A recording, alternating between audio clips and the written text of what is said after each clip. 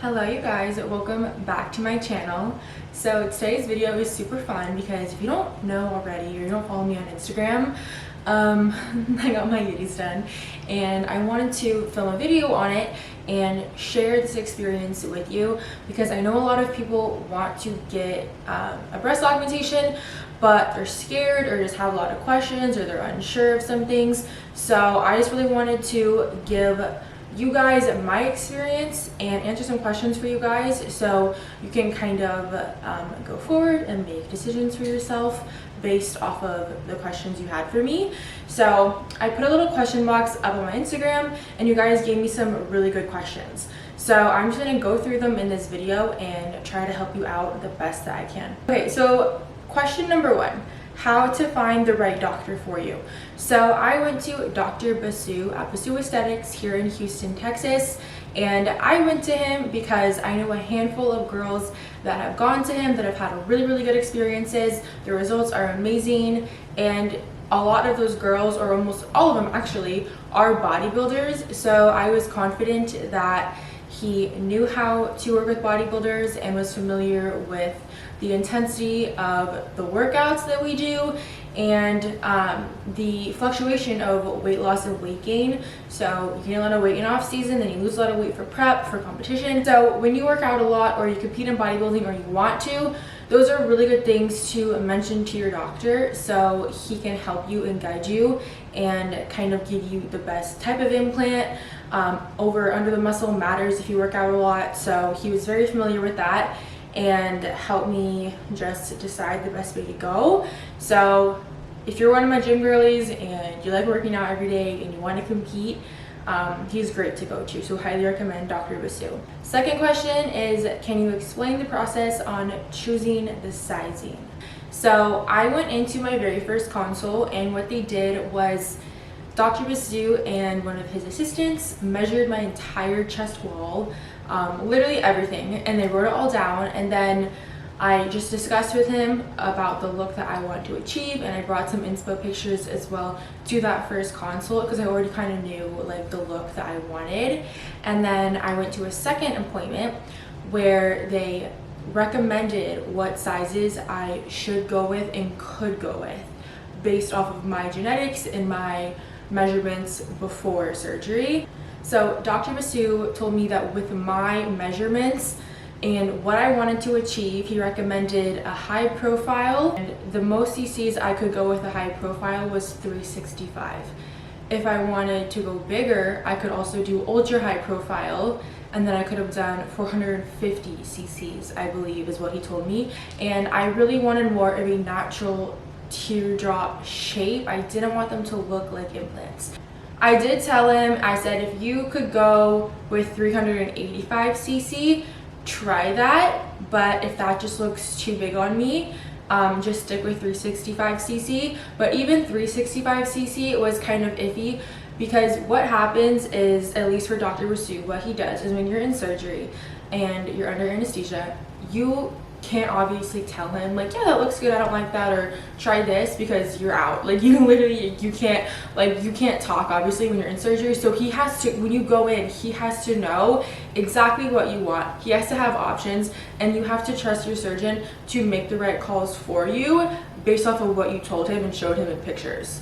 So 365 cc was the max I could have gone with a high profile. He knew don't do ultra high profile, so there was options with high profile, 365, 385. He tried that, put it in my chest, and it looked very ball-like and too big. Also, getting 365 cc in my chest was iffy, so they also have 345 cc as an option, but 365 cc was the best option for me during surgery, so that's what I got. All right, and question number 3, did you go over or under the muscle? So I actually got what's called a dual plane. It's actually both. So what happens is the implant is under the muscle, but then the lower half of the implant hangs out and it sits above the pectoral muscle. Number 4, where do they make the incisions? The incisions are under my shadow lines. How much was it for everything? So the breast augmentation itself cost $8,500, and I also purchased the insurance offered just in case anything happened.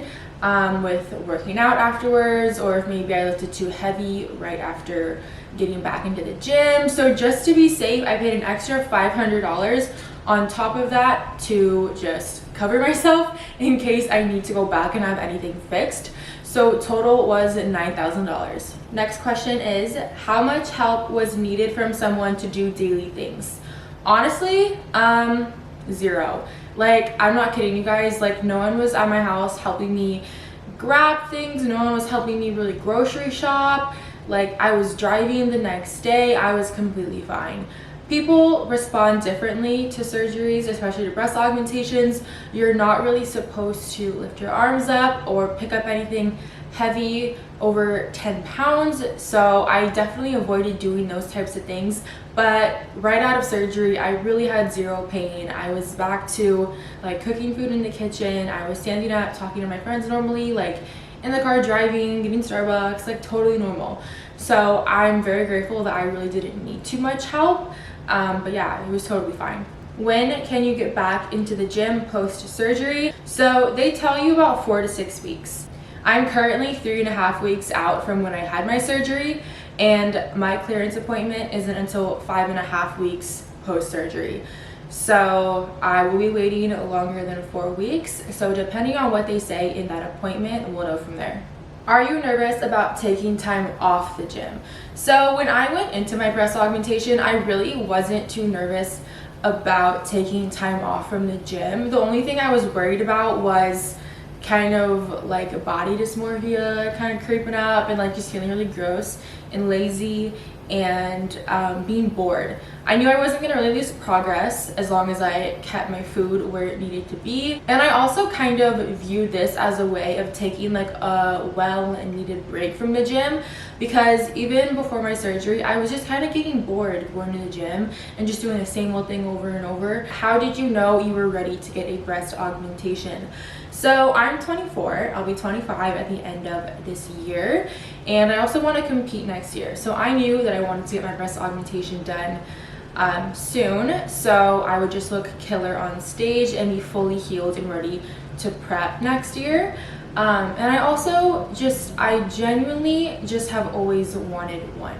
And everyone who knows me knows like I nonstop would talk about getting my boobs done like all the time. So it's definitely just something I've always wanted. So I'm like, you know what? It's a good time to do it. I'm old enough to make this decision for myself. I'll get it in August and be ready to prep next year. So the timeline just really worked out well, and yeah, I'm glad I did it. Are you worried they will look very fake when you're super lean for competition? Honestly, no. I would rather have my chest look fake than look like a literal 8-year-old boy. Also, because my doctor did dual plane, they will look very natural to the best of their ability. Like, obviously when anyone's super lean, their implants will be more noticeable, but again, I would rather have my implants be more apparent than look like I have nothing at all. So did you experience complications? Nope, all good. Does it hurt? What was the recovery like? So no, it does not hurt, and I honestly never had any pain, and recovery is actually super chill. So I only took pain meds for about 3 days post-op, and I just honestly just relaxed for a whole week. After a week mark, I kind of started to get up and about a little bit more to clean my house and just do other things, but I just have to sleep at like a 45-degree angle. I have to just avoid raising my heart rate. I can't do cardio, obviously cannot work out, but I'm free to walk around the grocery store, go to Target, walk around, and just do minimal activities like that. Is it true you need to get them replaced after a few years? After a few years, definitely not. People say between 7 and 10 years, you typically get them replaced, but if it's not broken, don't fix it. If your implants are totally fine, there's no complications, and you're happy with your size, I would not go back and get them replaced just to replace them. That is silly. If I had issues or I wanted to change the size, then yes, I would go back and get them replaced. But if I had zero issues and I was happy even 10 years down the road, I would not go back for another surgery. Aren't you afraid that your body will reject the implants?